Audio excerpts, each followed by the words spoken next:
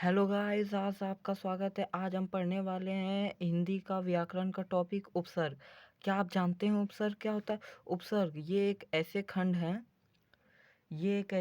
हैं जो शब्द के आरंभ में लग के नए शब्दों का निर्माण करते हैं। आपको खंड का मतलब समझ नहीं आया होगा। खंड मतलब जो छोटे छोटे वो जो होते हैं, जैसे उनका पूरा मीनिंग नहीं हो, जैसे हो गए अति, अब, सर, ये सब का कोई मीनिंग नहीं होता है, जिसलिए इसे खंड कहा जाता है। उस कोई स्वतंत्र वाक्य में लग के जो एक नए शब्द का निर्माण कर दे, उसे ही उपसर्ग कहते हैं। ये चलिए, आज का ये तो समझ गए उपसर्ग क्या होता है। चलिए आगे बढ़ते हैं। क्या आप सभी को पता है हिंदी में मूल 3 प्रकार के शब्द मिलते हैं? एक तत्सम, तद्भव, विदेशी। विदेशी मतलब आगत। ये तत्सम जो होता है उसे कर्म के नाम से जाना जाता है। तद्भव काम के नाम से जाना जाता है। विदेशी रेल, डॉक्टर, जो कि विदेश से जैसे शब्द आए, डॉक्टर, सर, क्या ये सब पहले इंडिया में नहीं थे, लेकिन जब ये बाद में आए तो इसीलिए इन्हें विदेशी शब्द कहा गया। तत्सम कर्म होते हैं और तद्भव काम। तो जानते हैं इसी प्रकार उपसर्ग 3 प्रकार के होते हैं: तत्सम, तद्भव, आगत। आगत मतलब जो अभी बताए विदेशी वो होते हैं। और तीसरा आज पढ़ते हैं तत्सम उपसर्ग। ये कैसे उपसर्ग होते हैं जो संस्कृत से हिंदी में आए होते हैं? क्या समझे? ये कैसे उपसर्ग होते हैं जो संस्कृत से हिंदी में आए होते हैं? जैसे अति अर्थात अधिक।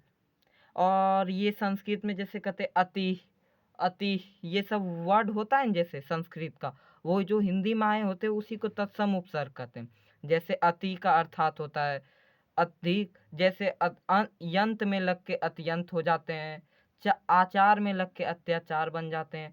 अधिक में लग के अत्यधिक बन जाते हैं। और रिक्त में लग के अतिरिक्त।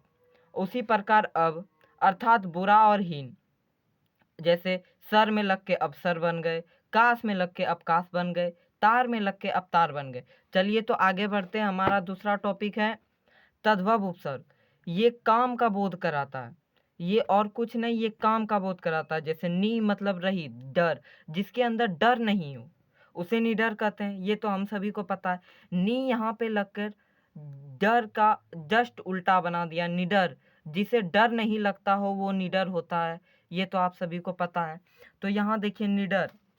और दूसरा आता है अध अर्थात आधा। जैसे आधा जला हुआ, अध जला, आधा जला हुआ, यहाँ पे काम का बोध हुआ। अध पका, आधा पका हुआ, तो यहाँ पे काम का बोध हो रहा है।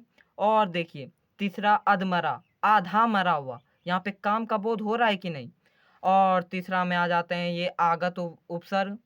ये जैसे मैंने बताया, जो विदेशी शब्दों जैसे सर अर्थात मुख्य होते हैं, उनका मतलब सर का अर्थात होता है मुख्य।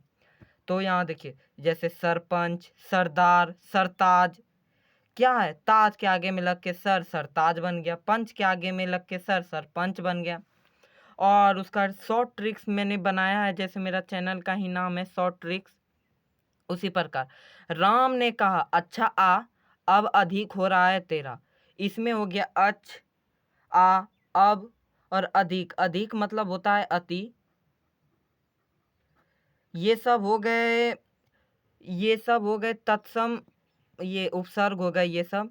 और दूसरा आ गया तद्भव में, सुपर है मेरा दोस्त, सुपर है मेरा दोस्त, और कुत्ता भी। तो यहाँ पे क्या हो गया, सु, पर और कु, ये सब आ गए तद्भव उपसर्ग में। और तीसरा है श्याम ने सर से कहा। सर यहाँ पे आ गए आगत उपसर्ग, विदेशी शब्द।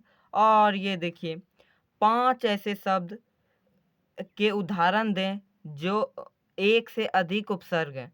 ये सवाल 2010 में आया है, 12 में आया है, 18 में आया है, 21 में आया है, 23 में आया है, और 24 में आया है। तो ये क्वेश्चन इस साल आने की ज़्यादा संभावना है, क्योंकि देखिए 2-2 साल करके गैप दिया गया है इसमें।